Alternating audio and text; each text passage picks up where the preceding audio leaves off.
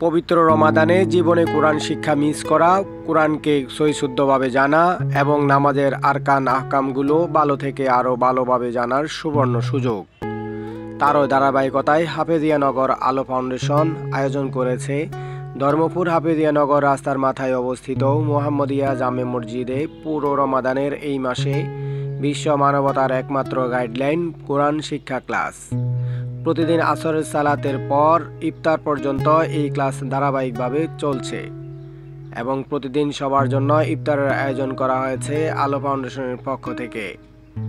এখন পর্যন্ত যারা অযথা সময় নষ্ট করছেন তারা এই অনন্য আয়োজনে সামিল হয়ে নিজেদের জীবন গড়ায় অংশগ্রহণ করতে আহ্বান জানিয়েছেন ফাউন্ডেশন।